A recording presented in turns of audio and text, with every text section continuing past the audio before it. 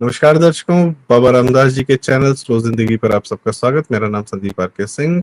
बाबा जी भ्रमण करके आए हैं, विचरण करके आए हैं, विहार करके आए हैं बिहार से। बाबा जी क्या देखे बिहार में, क्या दिखा विहार करते समय, ऑब्जर्वेशंस?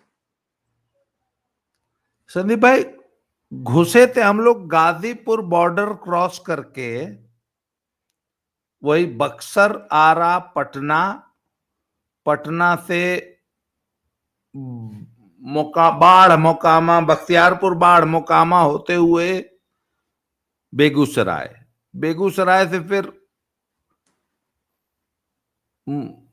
समस्तीपुर, मुजफ्फरपुर होते हुए चले गए दरभंगा, दरभंगा से फिर आगे चले गए झंझारपुर होते हुए सहरसा, सहरसा से फिर थोड़ा सा आगे गए, फिर लौट के आए, फिर इधर जो है वो का नाम आपका खगड़िया, मानसी है, पूरा वाला रूट पकड़ के वापस आए बेगूसराय, बेगूसराय से सर फिर जब गए इतना गया। चले गए थे, बाबा जी जब इतना चले गए थे तो बांग्लादेश भी हुआ थे। नहीं, वो असल में हुआ क्या कि हमको लगा कि 2 चरणों में होनी चाहिए, तो जानबूझ के हमने जो सीमांचल, बंगाल बॉर्डर तक का सीमांचल जानबूझ के छोड़ दिया, और इधर से ये सीतामढ़ी और चंपारण छूट गया, क्योंकि सीतामढ़ी चंपारण वगैरह में एक बार पहले कर आया था, और गोपालगंज सिवान मतलब राजनीतिक रूप से छूट गया, तो मैंने कहा वो सेकंड राउंड में कर लेंगे। उसके बाद गया, गया, रोहतास, सासाराम, कैमूर, भभुआ है, सब पूरा करते हुए बनारस की तरफ से वापस घुसे। सर लगभग बिहार के अंदर 1500 किलोमीटर चले होंगे, और रात जब भी रुके गांव में रुके, शहर में नहीं रुके।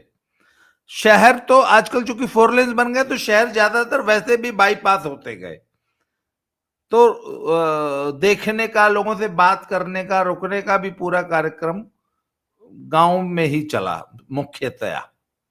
अच्छा, और रुके एकदम रैंडम, कोई टारगेट बना के या ये सोच के कि नहीं इसी वर्ग में रुकना है, बस ब्रेक मार दिया, ऐसे ही पूछा है कौन बिरादर हुआ, क्या नाम है, कौन बिरादरी हो, वोट किसको मिलेगा। फिर पूछते थे कि तुम्हारा वोट नहीं पूछ रहे हैं, बिरादरी का बताओ। क्योंकि मेरा एनालिसिस का हमेशा तरीका कि आई नेवर आस्क इंडिविजुअल्स कि आप किसको वोट करेंगे, मैं कभी नहीं पूछता हूं किसी से। मैं बोलता ना ना ना, तुम किसको करोगे ये महत्वपूर्ण नहीं है, तुम बताओ तुम्हारी बिरादरी किसको। जब फिर ये भी पूछता था कि पिछले चुनाव में किसको किए थे। लड़कों से मैंने पूछा कि तो अभी तुम तो चलो, कुछ लड़के बोलते थे पीके को करेंगे, तो मैंने कहा छोड़ो, तुम छोड़ो, तुम्हारे पिताजी किसके फैन है, तुम्हारा दादा के वोट थे, यहां तक पूछता था मैं। बोला इस बार, बोला सर इस बार तो उसको देंगे, नीतीश को देंगे। मैंने कहा छोड़ो, इस बार का छोड़ो, पिछली बार किसको दिए थे, उससे 20 साल पहले आपके पिताजी किसको देते थे, तो बता देता आदमी, उससे आइडिया लग जाता है कि वोटिंग पैटर्न्स क्या क्या है। तो सर मेरा जो सबसे बड़ा ऑब्जर्वेशन बिहार में, या तो मेरे देखने में गलती हुई, पर इतना मैं कच्चा खिलाड़ी हूं नहीं सर। जब हम यूपी में निकलते हैं तो यूपी में बहुत से एरियाज, हर जिले में ही कुछ ऐसे एरियाज आ जाते हैं कि आपको देख के उनको गलत फहमी हो जाती है कि अरे साला है ये पाकिस्तान, मिनी पाकिस्तान नहीं, पाकिस्तान मिनी उन्हीं क्या होता है, अरे साला पाकिस्तान है यार, मतलब सड़क के। मैं आपको बताऊं, मैं कभी भी शाहगंज होते हुए उधर नहीं जाता, अयोध्या वाले रोड पे कभी नहीं जाता। एक बार गया था जिंदगी में, उसके बाद कसम खा लिया दोबारा नहीं जाऊंगा। मुझे हॉल होती है, अजीब सा फील होता है। क्यों, आप कभी गए हैं शाहगंज वाली रोड पकड़ के? जाइएगा भी मत। जी। पाकिस्तान, अफगानिस्तान और सऊदी अरेबिया में भी इतने मदरसे और इतनी मस्जिदें रोड के किनारे नहीं दिखाई देंगी जितनी शाहगंज में दिखाई देंगी। उसी तरह आप पश्चिमी उत्तर प्रदेश के कस्बे देख लीजिए, आपको लगता है मिनी पाकिस्तान नहीं, पाकिस्तान में आप बैठे हैं, चल रहे सर हैं। आप मेरठ से सहारनपुर की तरफ जाइए, देखिएगा, मजा आ जाएगा देख के। बरेली में सर देख लीजिए मरकज पर का। आपको जान के ये ताज्जुब होगा, दर्शक अगर मैं गलत बोल रहा हूं या मेरी ऑब्जर्वेशन में कुछ कमी रह गई तो प्लीज मुझे बताइए, मुझे टोक दीजिए, मुझे बोलिए कि नहीं बाबा जी आप गलत बोल रहे हैं। सर 1500 किलोमीटर की यात्रा में सड़क के किनारे सिर्फ एक भव्य मस्जिद दिखाई दी, एक, जिसको देख के ना आंख में जो चीज कई बार गड़ती है ना, सिर्फ एक वाइट सी थी, मुझे ये भी एग्जैक्टली याद नहीं है किस जिले में थी, ये याद नहीं आ रहा, पर एक दिखी, छोटी छोटी दो चार नॉन डिस्क्रिप्ट सी तो दिखी होंगी होंगी दो चार, याद नहीं। अच्छा, फिर मैंने, नन्हे पहलवान मेरे साथ थे, मैंने पूछा यार ना तो बुरके दिखाई दिए पूरे रास्ते, ना गोल टोपियां दिखाई दी। अच्छा, मेरी ये हसरत दिल में ही रह गई, मैं एक वीडियो ऐसे बनाना चाहता था कि दो चार टोपीधारी बुरकाधारी कुछ कोई कुछ इस टाइप का मिल जाए, लाल दाढ़ी बिना मूछ के, कि मैं कम से कम 4-6 लोगों को, जैसे मेरी आदत है मैं 4-6 लोगों को बैठा के उनसे बातें कर लेता हूं जनरल। सर कोई मिला ही नहीं। मैंने कहा एक बार तो हम लोग आधा पौना घंटा, मैंने कहा रुको है, मैंने कहा यार ये नहीं, मैंने कहा एक अकेला कोई सिंगल आदमी मिल गया, कोई ग्रुप मिला नहीं मुझे। बिहार का ये पता नहीं क्या कैरेक्टर दिखा मुझे। अब मुझे मेरे मन में ये वो है, मुझे पक्का विश्वास है कि शायद सिवान में शहाबुद्दीन वाले इलाके में, या हो सकता है किशनगंज उधर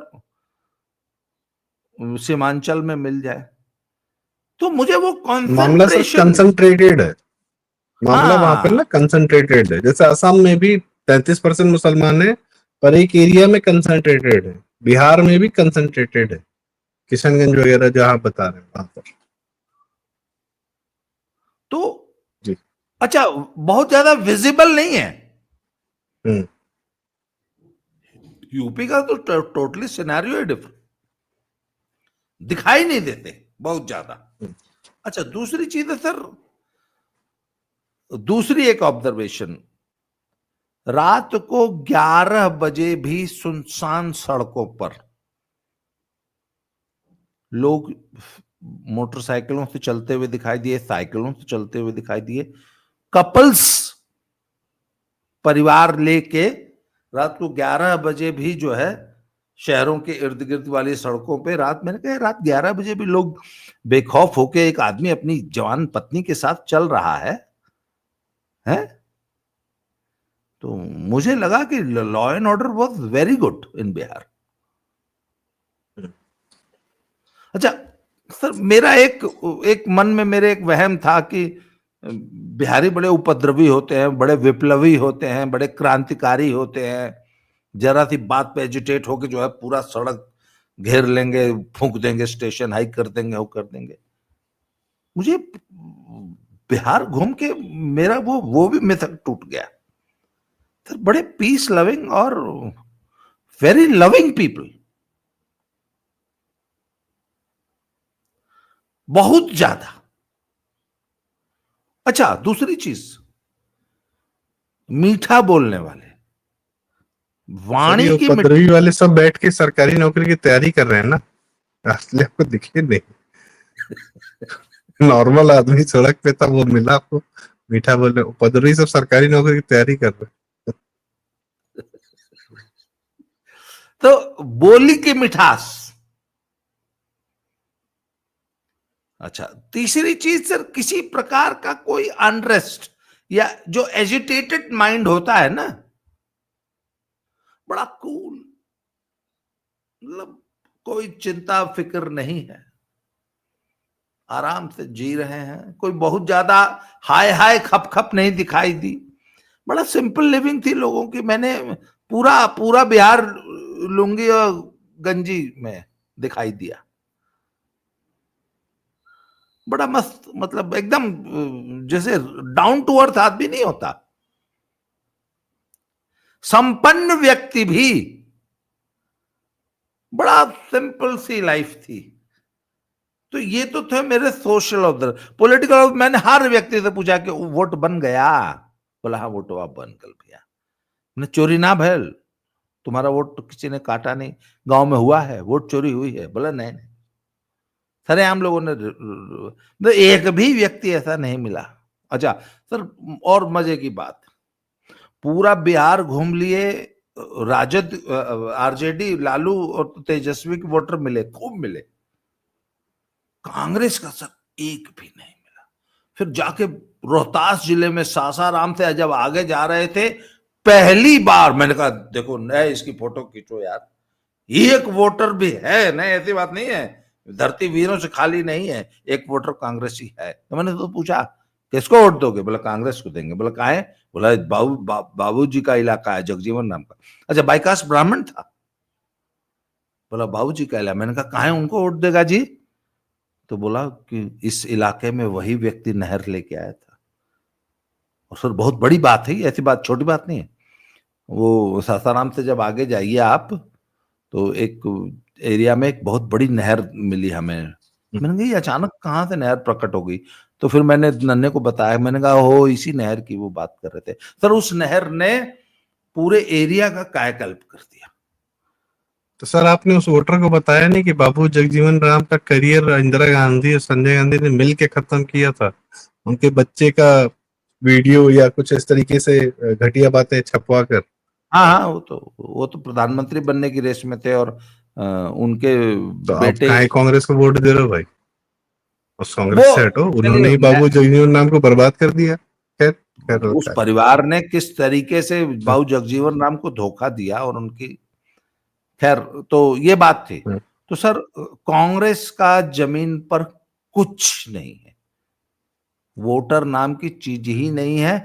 गठबंधन में जितनी सीट पा जाएंगे और तेजस्वी के वोट से जो कुछ थोड़ा बहुत कर पाए, कांग्रेस को जो वोट मिलेगा उसमें से 90% तेजस्वी का वोट है। हम्म। और अगर कांग्रेस को अकेले लड़ने पड़ जाए, अकेला लड़ना पड़ जाए कांग्रेस को, तो जनसुराज से, पीके की जनसुराज से कम वोट पाएगी। नंबर 1, खाता नहीं खुलेगा, इतना तय है। पूरे बिहार में कांग्रेस का खाता नहीं खुलेगा।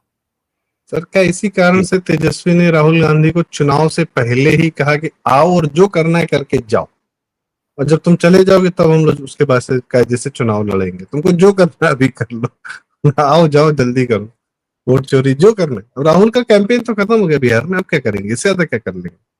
नहीं नहीं, अभी हाइड्रोजन बम फोड़ेंगे, एटम बम हाँ। उनका फुस हो गया है,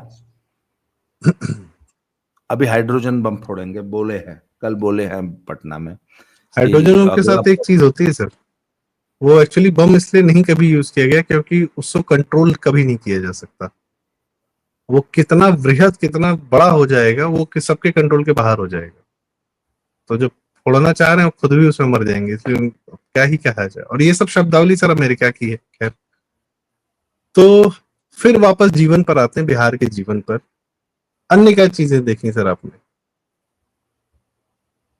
तो जीवन ठहरा क्यों है वहां पर? लॉ एंड ऑर्डर अच्छा है, सड़कें हैं, बिजली है, पानी है, लोग हैं, तो वो बात क्यों नहीं आ रही? सर ये समस्या यूपी के साथ भी थी, यही समस्या बिहार के साथ है। मैं हमेशा जब बात करता हूं, तो जो उद्योगपति है, जो जो इन्वेस्टर है, वो बिहार में इन्वेस्ट करने की हिम्मत नहीं जुटा पा रहा। छोटा इन्वेस्टर, जो छोटे लोग हैं, जो 2, 4, 10, 20, 50 करोड़ तक के जो इन्वेस्टर हैं, वो नहीं कर पा रहे। सब बेगूसराय में एक इंडस्ट्रियल पूरी मैंने एरिया देखा, जिसमें एक रिलायंस का एक बहुत बड़ा प्लांट बन रहा है, वो किस चीज का था मुझे ध्यान नहीं है, एक और था, और एक एथेनॉल का था। 3 प्लांट एक के बाद एक, 2 जिसमें शायद रिलायंस के थे और एक पता नहीं किसका था। तो उस रोड पे हमें दिखाई दिया। फिर मुझे लोगों ने बताया कि बेगूसराय जो है वो इस वक्त बिहार का सबसे हैपनिंग और सबसे बड़ा इंडस्ट्रियल डेवलपमेंट लेके आ रहा, और वो दिखाई दे रहा था, क्योंकि रिलायंस के बहुत, कम से कम 100-100, 200-200 एकड़ में सर बड़े बड़े प्लांट्स, पूरी टाउनशिप्स। वो एकदम बरौनी रिफाइनरी से लगा हुआ जो पूरा इलाका, उसकी वजह से जो भी इंडस्ट्रियलाइजेशन। पर जो छोटा इन्वेस्टर है ना, छोटी इंडस्ट्री, छोटा सब कुछ, तो वो मुझे लगता है कि बिहार के लोगों को ही करना पड़ेगा, क्योंकि बाहर का गुजरात, महाराष्ट्र, पंजाब, हरियाणा, दिल्ली या इधर से उधर से तमिलनाडु वाले, वो अभी बिहार में आने की हिम्मत इसलिए नहीं जुटा पा रहे कि उनको बिल्कुल ये भरोसा अभी तक नहीं हुआ है कि चलो आज नीतीश बाबू है, लॉ एंड ऑर्डर बहुत अच्छा है। कल को अगर ये फिर से आ गए लालू प्रसाद की पार्टी तेजस्वी, तो फिर से जब मैंने कई लोगों से पूछा, मैंने कहा एक बात बताइए कि ये जंगल राज की इतनी कहानियां हम सुनते हैं, अगर कल को वापस तेजस्वी का शासन आ गया तो क्या वापस वाकई जंगल राज आ जाएगा? तो उस व्यक्ति ने मुझे कहा कि भाई साहब, काउंटिंग के बाद ना 2 दिन बाद सरकार बनती है ना, तो जंगल राज वापस लाने के लिए लोग 2 दिन का इंतजार नहीं करेंगे कि तेजस्वी शपथ ले लें तब जंगल राज आए। जी नहीं, काउंटिंग में 10 बजे रुझान आ जाते हैं। आजकल 8 बजे शुरू होती है, 10 साढ़े 10 तक रुझान आ जाते हैं। कहते जी 10:30 तक रुझान आ जाएंगे, 11 बजे जंगल राज आ जाएगा। 11 बजे फोन से घनघनाने लगेंगे, है फला ने इतना लाख पहुंचा था। रंगदारी वसूली 11 बजे के आसपास फोन शुरू हो जाएंगे और अगले 2-3 दिनों में 1 दर्जन किडनैपिंग्स हो जाएंगी बिहार में।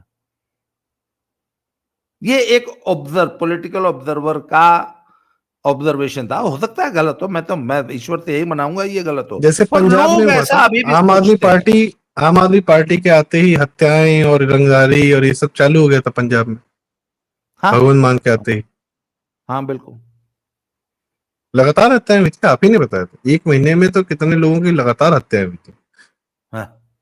जी, और वैसे ही यहाँ पे भी चालू हो जाएगा तुरंत। ये बाहरी इन्वेस्टर को बिहार में अभी भी कॉन्फिडेंस नहीं है कि ठीक है नीतीश बाबू हैं, पर बिहार कब वापस अराजकता की ओर लौट जाएगा, ये कॉन्फिडेंस बिहार में। और जब तक इन्वेस्टर को ये कॉन्फिडेंस नहीं आएगा, तब तक इंडस्ट्रियल डेवलपमेंट तो नहीं लग रहा है जैसे बिहार में। यूपी में माफियाओं को चिन्हित करके उनका आर्थिक साम्राज्य तोड़ा गया, बिहार में माफिया तो खत्म किए गए, पर उनका आर्थिक साम्राज्य शायद अभी भी चल रहा है। वो कहीं अपना नॉर्मल बैठे हुए हैं, वेट कर रहे हैं कि कभी तो आएंगे, देखेंगे।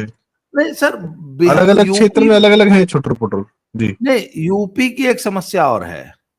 जैसे हम्म आपका कोई प्लॉट खाली पड़ा है तो कोई समाजवादी जो है,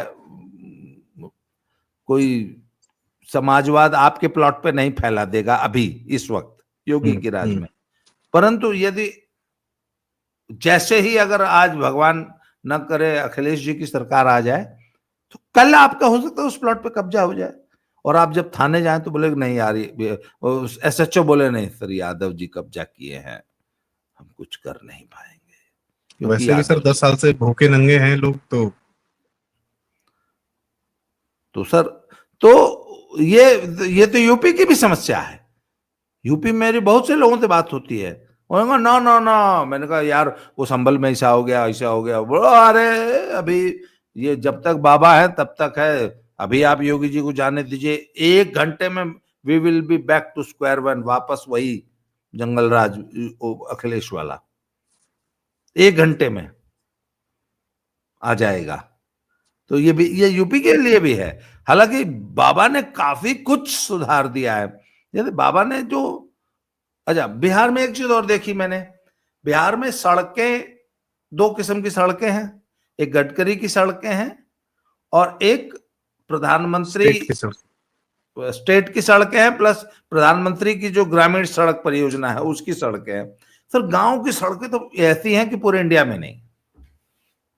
पंजाब का नेशनल हाईवे, पंजाब का नेशनल, कल मैं आया हूं सर, कल हालांकि चलो बारिश में तो माफ कर देना चाहिए क्योंकि इतनी ज्यादा बारिश थी कि सड़कें वाकई 1 दिन में टूट जाती है बारिश में सड़कें, सही बात। तो ये जो दिल्ली पानीपत जालंधर 6 लेन जो है बहुत बुरी तरह टूटा हुआ था। चलिए वो ठीक है, वो हो जाएगा रिपेयर 1 महीने में। पर बाकी पंजाब का नेशनल हाईवे से बेहतर सड़क बिहार के इंटीरियर ग्रामीण की थी। मेरी पहली बड़ी ऑब्जर्वेशन। बिजली पंजाब से, यूपी से तो कर लाख दर्जे बेहतर। यूपी में तो अभी भी हमको 3-3 घंटे के 2 कट दिन में झेलने होते हैं। सुबह जाती है और एक बार शाम को जाती है। सर नहीं, बिहार में नहीं। बिहार में गांव में भी 24 घंटे बिजली थी और वोल्टेज बहुत अच्छी थी, वोल्टेज का फ्लक्चुएशन भी नहीं था। तीसरी चीज सर, पर बिहार ने एक गलती की जो जिसका खामियाजा उसे भुगतना पड़ेगा। बिहार ने एक्सप्रेस वे नहीं बनाए। और सर 4 लेन 6 लेन और एक्सप्रेस वे में जमीन आसमान। 4 लेन 6 लेन पे आज भी आप 60 का एवरेज निकाल पाती है आपकी गाड़ी, 60-65 per hour. Express way sir 90 kilometre से ऊपर का एवरेज निकालता है आदमी ट्रेवल करते हुए। बिहार में एक भी एक्सप्रेस वे नहीं है। अच्छा, यूपी ने क्या किया, यूपीडा बनाया। पहले Uttar Pradesh expressway development authority थी, उसमें फिर आई जोड़ दिया। तो एक्सप्रेसवे के किनारे इंडस्ट्रियल डेवलपमेंट, तो बड़े बड़े इंडस्ट्रियल जोन, हजारों एकड़ जमीन एक्वायर करके इंडस्ट्रीज को इनवाइट किया। बिहार में वो नहीं है। तो बिहार में देयर आर नो एक्सप्रेसवेज। ये दूरदर्शिता की कमी है। यही दूरदर्शिता की कमी भगवंत मान की है। क्या खुद का एक्सप्रेसवे कोई बनाया नहीं और बनने नहीं दिया। जो बन रहे हैं उनको इतना स्लो कर दिया है, सब कुछ है कि जो गडकरी ने भारतमाला प्रोजेक्ट में, और भारतमाला प्रोजेक्ट में तो पंजाब में बड़ी दुष्प्रचार होता है कि ये हमारी जमीनों पे कब्जा करने के लिए और हमारे संसाधनों को लूट। वहां पे एक अमृतसर जामनगर भारतमाला प्रोजेक्ट बन रहा है पंजाब, जो अमृतसर से वहां गुजरा जा। तो वहां के, यहाँ के जो नेता और किसान नेता है, लोगों को भड़काते हैं कि ये पंजाब के संसाधन को लूट के गुजरात पहुंचाने के लिए देखो मोदी ने एक्सप्रेसवे बना दिया है कि तेजी से आपका सारा संसाधन लूट के गुजरात पहुंचा दूंगा। इनको सिर्फ पाकिस्तान जाने के लिए एक सड़क बनाने के लिए कह देगा सरकार तो बनवा देंगे। हाँ हाँ, पाकिस्तान वाले बनवा दीजिए प्लीज। लाहौर जाएंगे, करतारपुर जाएंगे, उधर की रोड बहुत कायदे से बना लेंगे। पानी अभी मिल रहा है तो ये नहीं पाकिस्तान का पानी क्यों बंद कर दिया। खैर, अलग अलग मानसिकता, अलग अलग राजनीति। तो ये आपने बिहार के बारे में बताया सर, और मुझे लगता है कि जिस प्रकार से आप पंजाब और बिहार दोनों को देखा रहे हैं, अभी लगता है कि बिहार बेहतर कंडीशन में है पंजाब से। सर बात ये ना, पंजाब तो हाथी है, तो हाथी कितना भी कमजोर हो जाएगा, भैंस थोड़ी ना बन जाएगा। हाथी तो हाथी ही रहता है ना। तो पंजाब हाथी है, थोड़ा सा कमजोर हुआ है। और वो कोई एक सरकार 5 साल कायदे से आ जाएगी ना, तो वो लॉस कवर कर देगी। पंजाब में बहुत कुछ नहीं बिगड़ा है। पंजाब में तो कुछ वेस्टेड इंटरेस्ट है जो कि एकदम वही डीप स्टेट के तर्ज पे जो है पंजाब के लोगों को भड़का। अभी पंजाब में लेटेस्ट जुमला इस वक्त आज का बता रहा हूँ, कल पंजाब में बहुत भीषण बारिश हुई है, कल और परसों। मतलब मेरे घर में जलंधर में 1.5 फुट पानी था कल, घर के अंदर बेडरूम में। तो पंजाब में और हरियाणा के कुछ लोगों को ये सिखाया जा रहा है कि ये मोदी करवा रहा है बारिश। वहां मोदी के पास कोई ऐसा केमिकल आया है कि किसी भी इलाके में वो 2-3 घंटा हवाई जहाज ऊपर जो है चलता है और वो केमिकल छिड़क देता है, और फिर उसके 3 घंटे बाद बड़ी भयानक बारिश होती है। और ये जितना भी हिमाचल, हरियाणा और पंजाब में जो अतिवृष्टि हो रही है, ये मोदी करवा रहा है। ये है सर। ठीक है सर, पंजाब पर एक अलग चर्चा होगी, पर आज बिहार पे आपने डिटेल में हमें बताया कि एक यथास्थिति नॉर्मल है, ठीक है, जैसा है सही है, बदतर नहीं है, खराब नहीं है, जंगल राज नहीं है, उसकी आहट है, उसका डर है, भय है, पर लोग वहां के इतने समझदार हैं कि उसको दूर रखने का प्रयास कर रहे हैं।